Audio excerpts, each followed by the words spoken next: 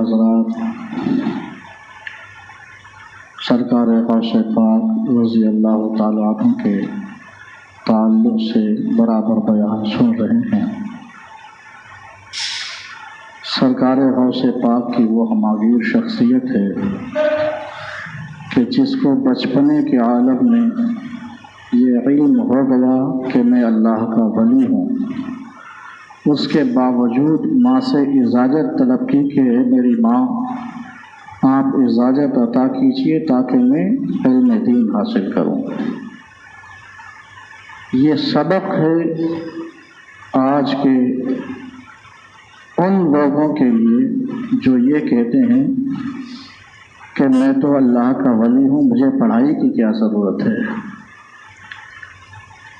اور یہ سبق ہے ان لوگوں کے لیے بھی کہ جو آنکھیں بند کر کے لوگوں کے پیچھے بھاگ کھڑے ہوتے ہیں اور یہ سوچتے ہیں کہ جس کا باپ ولی ہے اس کا بیٹا بھی ولی ہے، حالانکہ ایسا کچھ بھی نہیں ہے۔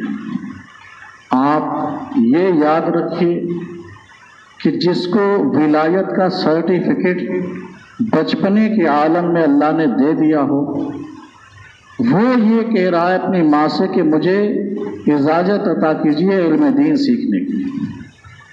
اسے علم دین سیکھنا ہے، اور آپ نے اپنا جیلان چھوڑ کر کے بغداد کا سفر بھی کیا اور مدرسہ نظامیہ میں جا کر کے آپ نے علم بھی حاصل کیا اور راہ سلوک کی راہیں بھی آپ نے اختیار کی۔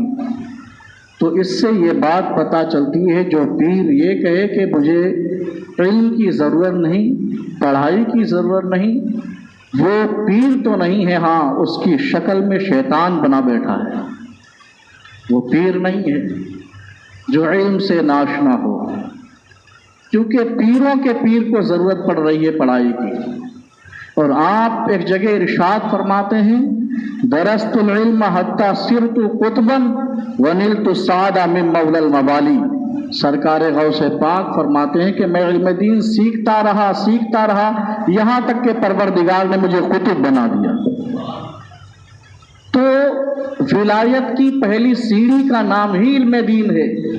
پھر کوئی یہ سوچے کہ پیر کا بیٹا پیر ہوگا، بغیر پڑھے لکھے گھر میں بیٹھے بیٹھے پیر بن جائے گا، یہ بالکل درست بات نہیں ہے، صرف آنکھوں میں دھول جھونکنا ہے۔ تو یارو یاد رکھیے، پیروں کا پیر تمہارا جا کر کے مدرسہ نظامیہ میں درس و تدریس کا کام کر رہا ہے، علم سیکھ رہا ہے، لوگوں کو علم سے نواز بھی رہا ہے۔ سرکار غوث پاک نے جب علم حاصل کر لیا، فارغ و تحصیل ہو گئے اور راہ سلوک کی راہیں بھی ہموار کی، تو ایک روز سوئے ہوئے تھے، علم تو ایسا اعلیٰ آپ نے سیکھا کہ آپ کے مقابلے میں کوئی اسٹوڈنٹ تھا ہی نہیں، سارے چھاتر آپ سے نیچے تھے۔ سرکار دو عالم صلی اللہ تعالی علیہ وسلم خواب میں تشریف لے آئے اور کہنے لگے بیٹا اتنا اعلیٰ علم سیکھا ہوا ہے پھر بھی خاموش بیٹھے ہو، امت کو نصیحت کیوں نہیں کرتے؟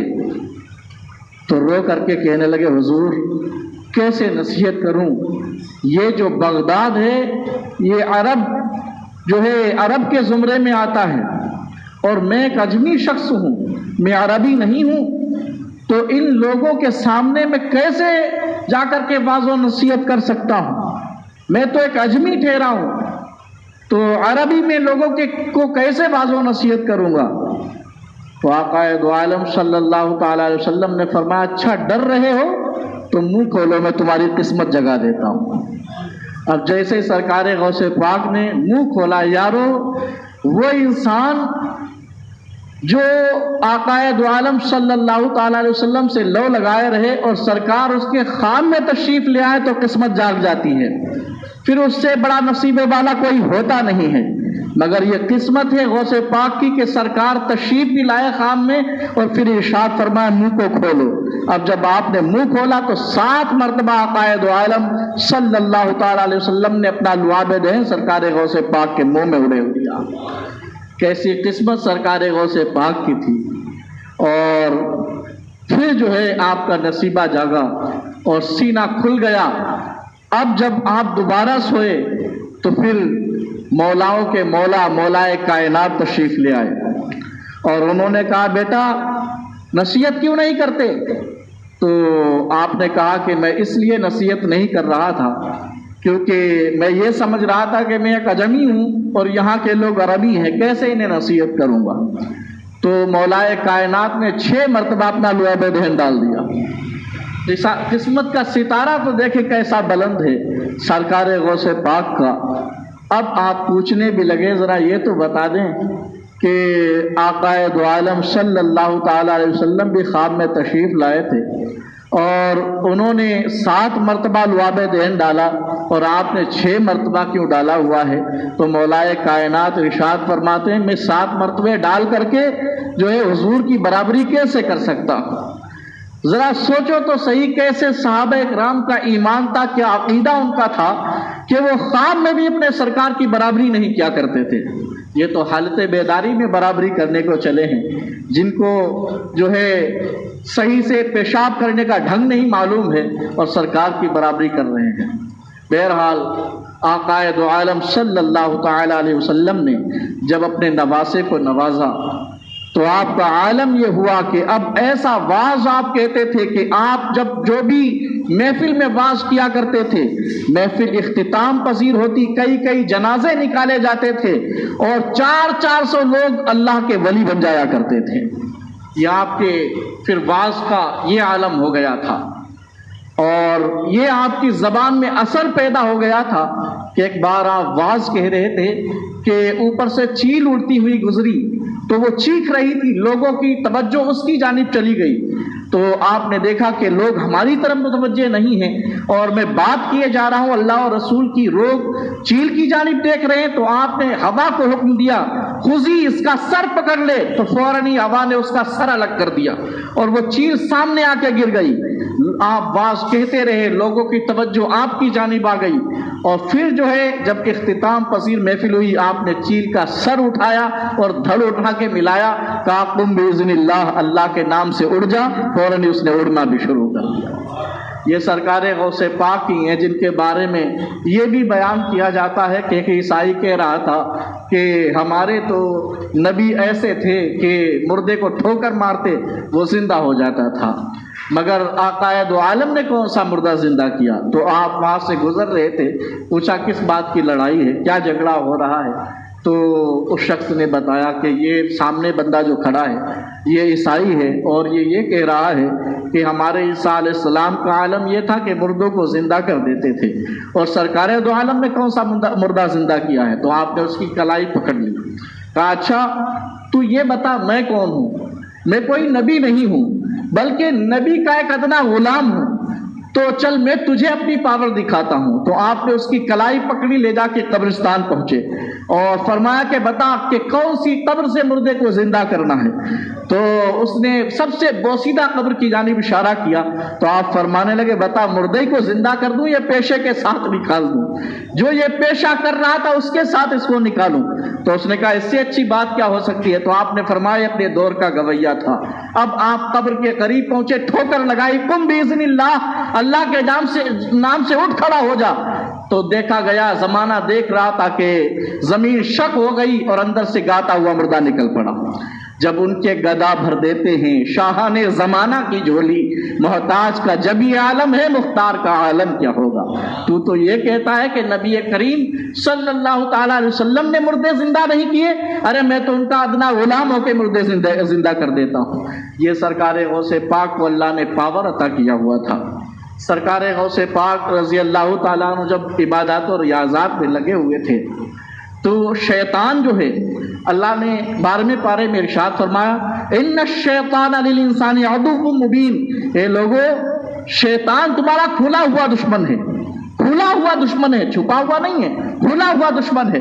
جب شیطان کسی کو ایسی راہیں اختیار کرتے ہوئے دیکھتا ہے کہ اس کے منازل بڑھ رہے ہیں، درجات بلند ہو رہے ہیں تو اس کے پیچھے پڑ جایا کرتا ہے۔ شیطان نے دیکھا یہ تو شب و روز رب کی عبادت میں لگے رہتے ہیں، کھانا نہ کھانا، پانی نہ پینا، بس عبادت ہی عبادت ہے، چلو ان کو بہکا دیتے ہیں۔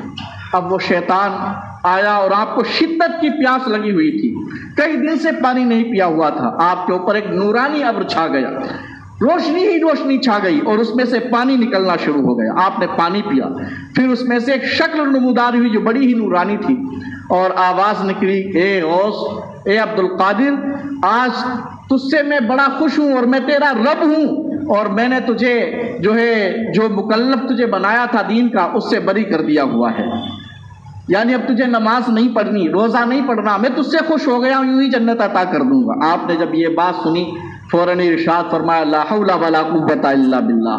جب آپ نے یہ فرمایا تو فوراً ہی وہ ابر جو نورانی تھا تاریکی میں بدل گیا، جو نور تھا ظلمت میں بدل گیا، کالا پڑ گیا۔ تو آپ جب وہ بھاگنے لگا، نور پھٹ گیا، کالا پڑ گیا، تو کہنے لگا، چلتے چلتے بھی اس نے پھر وار کیا، کہا، اے عبد القادر، یہ وہ مقام ہے جہاں نہ جانے کتنے اولیاء کرام کو میں نے پیروں کے اندر لغزش پیدا کر دی، ان کا ایمان تک چھین لیا، تجھے تو تیرے علم نے بچا لیا ہوا ہے۔ جب اتنی بات آپ نے سنی، کہا، مکار اب بھی نہیں چھوڑتا، تو کہتا ہے کہ میرے علم نے بچایا ہوا ہے، ارے جب تجھے تیرا علم نہ بچا سکا تو مجھے میرا علم کیا بچائے گا، مجھے تو میرے رب کے فضل نے بچایا ہوا ہے۔ تو یہ عبد القادر جیلانی رضی اللہ تعالیٰ عنہ کی ذات ہے۔ پھر لوگوں نے پوچھا بھی، آپ یہ بتائیے کہ نورانی شکل ظاہر ہوئی تھی، یہ بات اس کے اندر سے نکلی، تو آپ نے کیسے جان لیا کہ یہ شیطان ہے؟ تو آپ نے فرمایا کہ ذرا سوچو تو صحیح، سب سے زیادہ کائنات میں کس نے عبادت کی ہوئی ہے؟ عبد القادر نے اتنی عبادت نہیں کی ہے، بلکہ ان کے آقا دو جہاں صلی اللہ تعالیٰ علیہ وسلم نے ایسی عبادت کی ہوئی ہے کہ آپ کے قدم مبارک میں برم بھی آ جاتا تھا، پھر بھی اللہ ارشاد فرماتا، وَاعْبُدْ رَبَّكَ حَتَّى يَأْتِيَكَ الْيَقِينُ، آخری سانس تک میرے محبوب عبادت کرتے رہو۔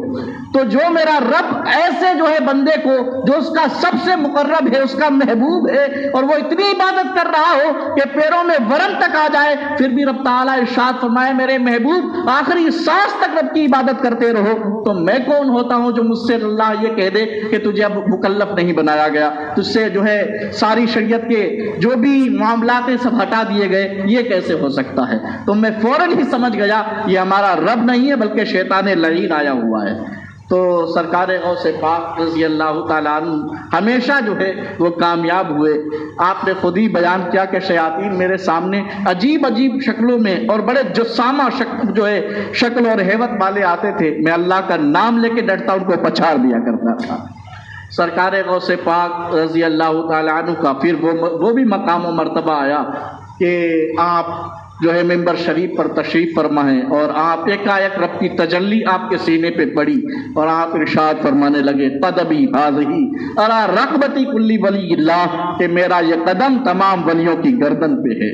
تو سارے ولیوں نے اپنی گردنیں بھی جھکائیں، یہاں تک کہ بیان کیا جاتا ہے کہ جب حضرت جنید بغدادی رضی اللہ تعالیٰ عنہ کے بارے میں کہ یہ جو ہے سرکار غوث پاک سے کے زمانے سے بہت پہلے کے ولی ہیں، سرکار جنید بغدادی رحمۃ اللہ تعالیٰ علیہ، ان کے سامنے جب ذکر ہوا کہ ایک ایسا بندہ آئے گا سادات کے گھرانے میں جو یہ کہے گا کہ میرا یہ قدم تمام ولیوں کی گردن پہ ہے، تو سارے ولی اپنی گردن جھکا دیں گے، تو آپ نے اپنے من ہی من میں سوچا کہ میں تو ان کے دور کا ہوں ہی نہیں، تو میں کیوں گردن جھکاؤں؟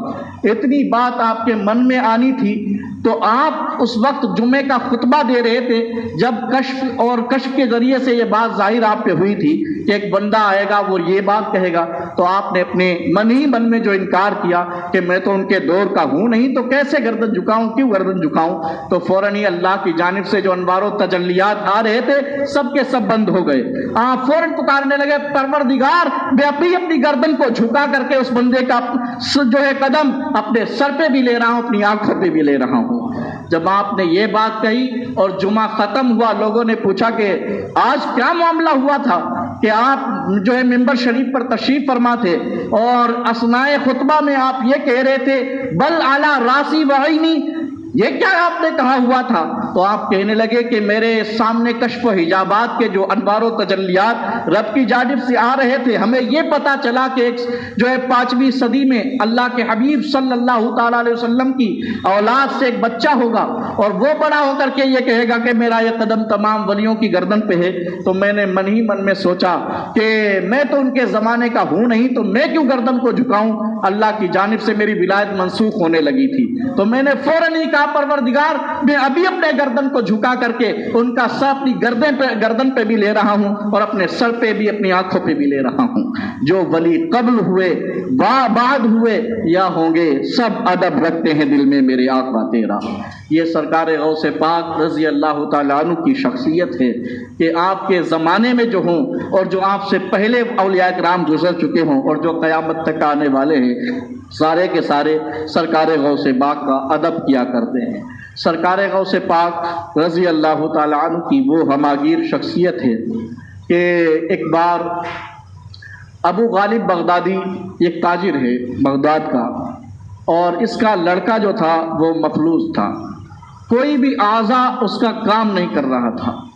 تو اس نے سوچا کہ اس وقت تو آستانہ سرکار غوث پاک کا کھلا ہوا ہے، چلو چل کر کے وہیں ہم گری و زاری کریں گے تو کام بن جائے گا۔ آیا، کہنے لگا کہ سرکار میں آپ کی دعوت کرنا چاہتا ہوں، اور جو ہے دعوت قبول کرنا سرکار کی سنت ہے۔ اتنی بات اس نے کہی تو آپ نے فرمایا ٹھیک ہے، جاؤ انتظام کرو، میں دعوت پر حاضر ہوں گا۔ سرکار غوث پاک رضی اللہ تعالیٰ عنہ اور آپ کے ساتھ شیخ علی بن حیتی رضی اللہ تعالیٰ عنہ اور ابو الحسن قرشی رضی اللہ تعالیٰ عنہ اور دیگر اولیاء کرام ساتھ میں سرکار غوث پاک کے ابو غالب بغدادی کے گھر پر پہنچ گئے۔ اب جب وہاں پہنچے طرح طرح کے کھانے لگائے گئے اور بعد میں ایک ٹوکرا بڑا سا لا کر کے رکھا گیا سامنے، وہ چھپا ہوا تھا۔ سرکار غوث پاک نے اپنی گردن نیچے کی اور کشف کے ذریعے سے معلوم کر لیا کہ اس میں کیا ہے۔ اب وہ ابو غالب سوچ رہا تھا کہ پہلے کھانا کھا لیا جائے اور بعد میں اپنی بات کو میں رکھ دوں گا، تو آپ تھوڑی دیر بیٹھے رہے، آپ نے کسی کو اجازت نہیں عطا کی۔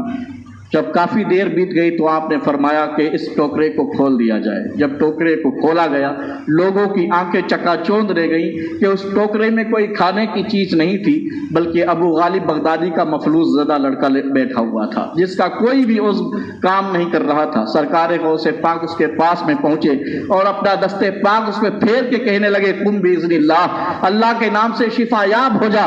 فوراً ہی وہ بچہ کھڑا ہو گیا اور دوڑنا شروع کر دیا۔ کہا جاتا ہے کہ شفا پاتے ہیں صدہا جاں بلب، امراض مہلک سے عجیب دارالشفا ہے آستانہ غوث اعظم کا۔ یہ سرکار غوث اعظم کا ہی آستانہ ہے کہ نہ جانے کیسے کیسے لوگ آ کر کے یہاں شفا یاب ہو جاتے ہیں۔ سرکار غوث پاک رضی اللہ تعالی عنہ کی ایسی شخصیت ہے کہ آپ لوگوں کی تقدیر بدلنے پر بھی قادر تھے، ایسے آپ اللہ کے ولی ہیں۔ ایک ابو المظفر نام کا تاجر تھا جو اپنے شیخ حماد کے پاس گیا۔ ایسا آج بھی ہوتا ہے کہ انسان جب کہیں بیرون ممالک جانا چاہتا ہے تو سوچتا ہے چلو سب سے مل لیا جائے، پیر و مرشد سے مل لیتے ہیں، دعائیں لے لیتے ہیں، پھر جائیں گے، ہو سکتا ہے کاروبار میں ترقی ہو اور برکتیں حاصل ہوں، تو لوگ اپنے اپنے پیروں کے پاس جاتے ہیں۔ تو ایسے ہی ابو المظفر نے کیا کہ اپنے شیخ حماد دباس رضی اللہ تعالیٰ عنہ کے پاس پہنچا، اور پہنچنے کے بعد کہا کہ جو ہے میں فلاں ملک اپنی تجارت کی غرض سے جانا چاہتا ہوں۔ تو انہوں نے اپنی آنکھوں کو بند کیا اور پھر اس کے جو ہے تقدیر کو پڑھا، تو آپ نے فرمایا کہ بیٹا اس بار تمہیں تجارت کی غرض سے اپنے ملک سے باہر نہیں جانا۔ کیوں نہیں جانا ہے؟ اس لیے کہ اگر باہر جاؤ گے تو تمہارا مال و اسباب بھی لوٹ لیا جائے گا اور تمہیں بھی قتل کر دیا جائے گا۔ اب اتنی بات سنی تو حیران و پریشان ہو گئے، پہلے سے ہی معاملہ سیٹ کر کے رکھا ہوا ہے، مال اتنا ہی خریدا ہوا ہے کہ باہر جا کے اسے فروخت کرنا ہے، اب تو بڑا گھاٹا لگ جائے گا، اگر گھر پہ رہیں گے تو اتنا سارا مال تو گاؤں میں نہیں بک سکتا۔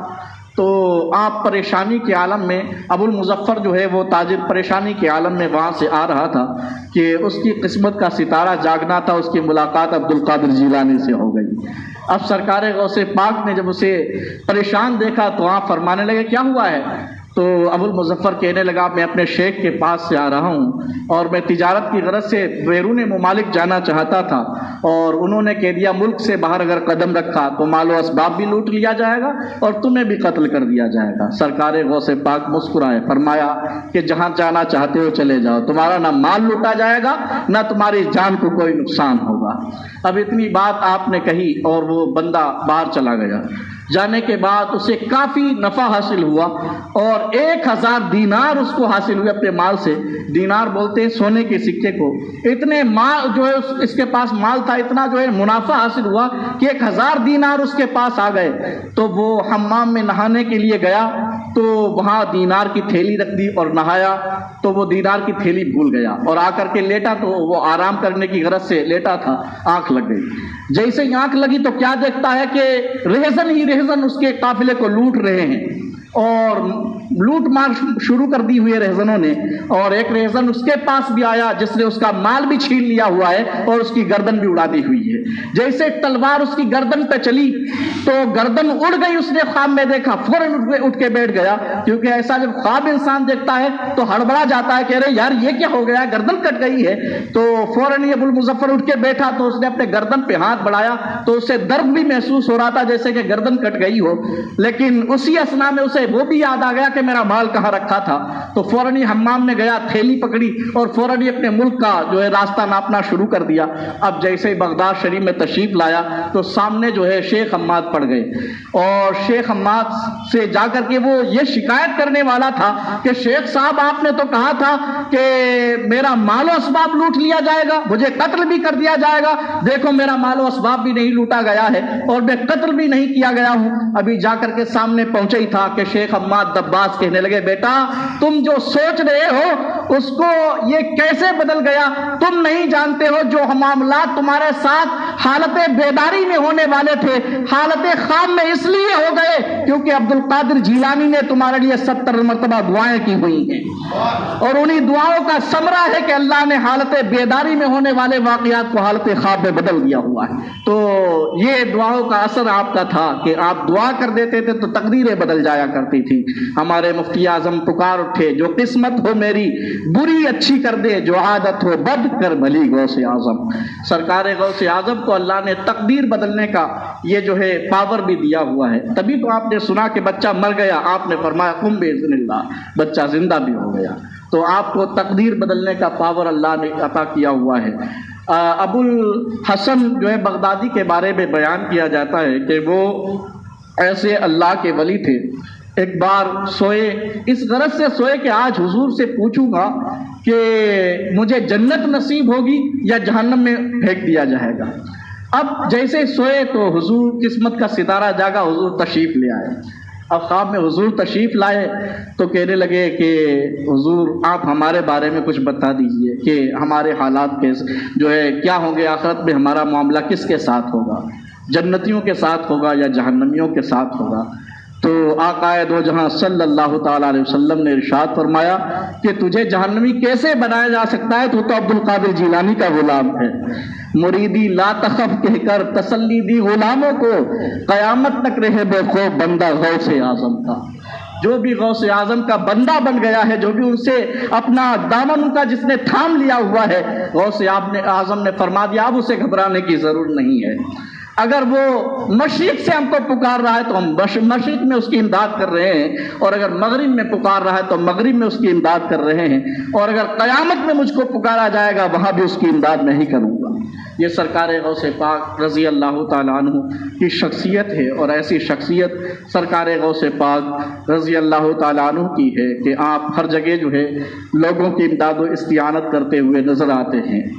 پھر یہی ابو الحسن بغدادی نے جب یہ خواب دیکھا کہ حضور نے یہ ارشاد فرمایا ہوا تمہیں کیا فکر ہے، تم تو غوث پاک کے مرید ہو، تو سوچا کہ چلو چل کر کے بتا دیتے ہیں لوگوں کو کہ یار غوث پاک کے مرید ہو جاؤ، انہی کے مرید ہونے میں بڑی فلاح رکھی گئی ہے، قیامت میں جنتیوں کے زمرے میں شمار کر دیا جائے گا، چلو چل کر کے بتا دیتے ہیں۔ اب پہنچے تھے تو کیا دیکھا، غوث پاک جو ہے منبر شریف پہ تشریف فرما ہے، واز کہہ رہے ہیں۔ سرکار غوث پاک کی نظر اپنے مرید پہ پڑی تو مسکرانے لگے اور فرمایا کہ اگر میری جانب سے کسی کو بشارت سننی ہو تو ابو الحسن بغدادی سے سن لی جائے۔ تو پتہ یہ چلا یہ ایسے لوگ ہوا کرتے ہیں، اللہ کے ولی ایسے ہوا کرتے ہیں کہ سارے حجابات کے پردے اٹھا دیے جاتے ہیں۔ خواب میں ابو الحسن بغدادی دیکھ کے آ رہے، غوث پاک یہی کھڑے کھڑے دیکھ رہے ہیں کہ میرے مرید نے کیا خواب دیکھا ہوا ہے۔ تو آپ کہہ رہے ہیں کہ جسے بھی جنت کی بشارت کے بارے میں سننا ہو ابو الحسن بغدادی سے سن لے، یہ ابھی سن کے آ رہا ہے، آقا دو جہاں نے اس کو بشارت دی ہوئی ہے۔ تو یہ جو لوگ کہا کرتے ہیں کہ سرکار دو جہاں کو پیٹھ کے پیچھے کی خبر نہیں، یارو کیسے لوگ ہوتے ہیں جو یہ بات کرتے ہیں؟ ذرا سوچو تو صحیح، ان کے غلام تو وہ بھی جانتے ہیں جو لوگ خوابوں میں دیکھ کے آ رہے ہیں۔ تو کہا گیا جب ان کے گدا بھر دیتے ہیں شاہان زمانہ کی جھولی، محتاج کا جب یہ عالم ہے مختار کا عالم کیا ہوگا؟ تم تو اس میں پڑے ہو کہ حضور کو علم غیب نہیں ہے، میں تو کہتا ہوں کہ غلاموں کو اللہ نے ایسا علم غیب عطا کیا ہوا ہے کہ وہ دلوں کے رازوں سے بھی واقف ہے۔ تو جو ہے خدا کی خدائی ان سے کیوں کر چھپی رہ سکتی ہے جب خدا ہی ان چشمان مصطفیٰ سے چھپا نہ رہ سکا؟ جب کہا جاتا ہے کہ اور کوئی غیب کیا تم سے نہا ہو بھلا، جب نہ خدا ہی چھپا تم پہ کروڑوں۔ سرکار کی آنکھوں سے چھپا کیسے، کیا کوئی چیز کیسے چھپ سکتی ہے جب ایک تجلی صفات کی کہ جو ہے سوئی کے ناکے کے کروڑویں حصے پر پڑنے والی موسیٰ علیہ السلام کی آنکھ ہے اور اس نے وہ تجلی تھوڑی سی دیکھی ہوئی ہے۔ تو اب عالم یہ تھا کہ اگر کوئی آنکھیں دیکھ لیتا اس کی آنکھیں اندھی ہو جاتی، اور آپ کی آنکھ کا عالم یہ رہتا کہ آپ آنکھوں پر پٹی ڈال کے رہتے، جب بھی ہٹاتے تو بیان کرتے کہ اگر 30 میل دوری پر کالے پہاڑ کے اوپر کالی رات پہ کالی چوٹی دوڑ رہی ہوتی میں اس کو دیکھ لیا کرتا تھا۔ موسیٰ علیہ السلام نے یہ بیان کیا، جبکہ دیکھ کے کیا آئے ہیں؟ رب کی ذات کی تجلی نہیں دیکھی ہے، رب کی صفات کی تجلی کے سوئی کے نوک جو ہوتی ہے اس کے کروڑویں حصے کو دیکھ کے آئے ہیں۔ عالم یہ ہو گیا ہے کہ 30 میل کے دور جو ہے 30 میل دور اگر کالا پہاڑ کوئی ہے اور کالی رات میں کالی چوٹی ٹہل رہی ہے، موسیٰ علیہ السلام اس کو بھی دیکھ لیا کرتے ہیں۔ تو ذرا سوچو تو صحیح، جو صفات کی چھوٹی سی تجلی دیکھ لے اس کا یہ عالم ہو جائے، جو ذات باری تعالیٰ کو دیکھ کے آیا اس کی آنکھوں کا عالم کیا رہا ہوگا؟ چشمان مصطفیٰ سے کیا کوئی چیز چھپی رہی ہوگی؟ تبھی تو ہمارے امام نے ہمیں عقیدہ یہ دیا کہ ان پلپلوں کا عقیدہ نہ لینا، بلکہ یہی کہنا کہ اور کوئی غیب کیا تم سے نہا ہو بھلا، جب نہ خدا ہی چھپا تم پہ کروڑوں دور۔ تو آقا دو جہاں صلی اللہ تعالیٰ علیہ وسلم کے یہ ایسے غلام ہیں سید عبد القادر جیلانی رضی اللہ تعالیٰ عنہ کہ جنہیں اللہ نے ایسے مراتب سے نوازا ہوا ہے کہ یہ مرتبہ کسی کو ملنے والا نہیں ہے۔ سرکار غوث پاک تو ایسے اللہ کے ولی ہیں کہ اور اولیاء کرام چاہتے ہیں کہ کاش ان کا جو ہے قدم چومنے کو مل جائے، آنکھوں پہ رکھنے کو مل جائے۔ ایک جو ہے جام رحمۃ اللہ تعالیٰ علیہ آپ کے دور کے تھے جن کو یہ جو ہے مرتبہ حاصل تھا کہ وہ شیر کی سواری کیا کرتے تھے، شیر پہ بیٹھ کے ہی سب کے یہاں جانا ہے، تو لوگ انہیں بڑا مرتبے والا سمجھتے تھے۔ تو ایک غریب کے یہاں دعوت ہوئی، سرکار غوث پاک بھی اس میں تشریف لے گئے، تو غریب بیچارہ کیسے انتظام کر سکتا ہے کہ جو ہے ایک گائے شیر کے لیے الگ سے رکھی جائے؟ تو انہوں نے کہا کہ ہماری تو خوراک تم نے دے دی، ہماری سواری کی خوراک کہاں ہے؟ تو بہت جو ہے مجبوری کے تحت نہ جانے کہاں سے ایک گائے انہوں نے انتظام کیا۔ سرکار غوث پاک نے جب یہ بات دیکھی تو آپ کے دل کو ناگوار گزری۔ آپ نے فرمایا کہ اے جام رحمۃ اللہ تعالیٰ علیہ، آپ کی دعوت ہمارے یہاں ہے، اب کل کو آپ کو ہمارے یہاں آنا ہے۔ تو انہوں نے پھر وہی کام کیا، ٹھیک ہے ہم آئیں گے تو صحیح، مگر میری دعوت کے ساتھ ساتھ میرے جانور کی بھی دعوت کرنی پڑے گی۔ آپ نے کہا بے فکر رہیے، اس کی بھی دعوت کر دی جائے۔ تو اب جب آپ آئے جام رحمۃ اللہ تعالیٰ علیہ آپ کے آستانے پر، تو آپ نے اپنے شیر کو باہر کھڑا کر دیا، آپ نے کھانا تناول کیا اور اس کے بعد عرض کرنے لگے اے غوث پاک ہماری سواری کی غذا کدھر ہے؟ تو آپ نے فرمایا وہ گائے کھڑی ہے۔ اب جیسے گائے کی طرف اشارہ کیا تو جو ہے جام رحمۃ اللہ تعالیٰ علیہ نے اپنے شیر کو اشارہ کیا کہ وہ تمہاری خوراک ہے۔ تو شیر نے پہلے تو گرایا، شیر کی عادت ہوتی ہے وہ چپکے سے کسی کے اوپر شکار نہیں کرتا، ایک دم نہیں ٹوٹتا، پہلے اسے بتا دیتا ہے، متنبع کر دیتا ہے، کیونکہ اس کے اندر جرأت رکھی گئی ہے، بہادری رکھی گئی ہے۔ تو پہلے دہاڑتا ہے تاکہ سامنے والا متنبع ہو جائے کہ آنے والا ہم پر حملہ کرنا چاہتا ہے۔ تو شیر پہلے گرایا تو غوث پاک کے آستانے پر جو لنگر لٹا کرتا تھا اس کی ہڈیوں پہ پلنے والا کتا بھی پڑا ہوا تھا۔ اس نے دیکھا کہ شیر گرا رہا ہے، شاید یہ غوث پاک کی گائے پہ حملہ کرے گا، تو وہ تیار ہو گیا، ایکٹیو ہو گیا کہ تو اگر حملہ کرے گا تو میں تجھے چھوڑوں گا نہیں، اگرچہ میں ذات میں کتا ہوں اور تو شیر ہے، میں اپنی حیثیت نہیں دیکھتا مگر یہ ضرور دیکھتا ہوں کہ آستانے پہ کس کے پلنے والا ہوں۔ تو یہی ہوا کہ جیسے اس نے جمپ لگائی شیر کی جانب، تو ادھر سے کتے نے بھی جمپ لگا دی شیر کی جانب۔ تو زمانہ دیکھ رہا تھا کہ غوث پاک کے کتے نے جا کر کے اس کے جبڑے کو پکڑا اور اس کو چیر پھاڑ کر کے الگ کر دیا۔ تو کہا جاتا ہے کہ جو ہے کیا دبے جس پہ حمایت کا ہو پنجہ تیرا، شیر کو خطرے میں لاتا نہیں کتا تیرا۔ یہ سرکار غوث پاک ہی ہیں، حمایت کا پنجہ جس کے اوپر رکھ دیں تو اس کا جو ہے پلہ کبھی نیچا نہیں ہو سکتا ہے، اس کا پلہ بھاری ہی بھاری رہے گا۔ آپ اپنے مجدد کی شان سنیے، جب آپ کے اوپر جو ہے اذان ثانی کے بارے میں مقدمہ چلایا گیا مجدد اعظم کے اوپر امام احمد رضا خان فاضل بریلوی، تو جب مقدمہ چل رہا تھا تو آپ کے بدلے میں مولانا حامد رضا خان صاحب جو ہے کچہری میں جاتے تھے، آپ کو کبھی جانے سے جو ہے کبھی جانے نہیں دیا، کہا آپ نہیں جا سکتے ہو، میں آپ کے بدلے میں جاؤں گا۔ تو سارے لوگ جو ہے بڑے سے بڑے وکیل کو لگا رہے تھے کہ چلو جو ہے احمد رضا خان صاحب کو یہ مقدمہ ہرانا ہے، لیکن کیسے وہ بندہ ہار سکتا ہے جس نے اپنا وکیل کوئی دنیا دار نہیں لگایا ہوا ہے بلکہ غوث پاک کو اپنا وکیل بنایا ہوا ہے۔ آپ کہتے ہیں میں کسی وکیل کے پاس گیا ہی نہیں، میں نے تو غوث پاک کی جانب لو لگا لی، سرکار غوث پاک اب تو معاملہ آپ کو ہی فتح کرنا ہے۔ تو جب معاملہ غوث پاک کے ہاتھ میں آ جائے تو وہ بندہ شکست کیسے کھا سکتا ہے؟ تو وہی ہوا کہ آپ کو مقدمے میں فتح یابی حاصل ہو گئی۔ وہی کہا جاتا ہے کہ جب جو ہے سرکار غوث پاک کا ہاتھ کسی کے اوپر آ جائے تو پھر یہ نہیں دیکھا جاتا کہ یہ اس کی ہستی کیسی ہے، بلکہ سرکار غوث پاک کے ہاتھ کی وجہ سے وہ ہستی بہت اونچی ہو جایا کرتی ہے۔ کیا دبے جس پہ حمایت کا ہو پنجہ تیرا، شیر کو خطرے میں لاتا نہیں کتا تیرا۔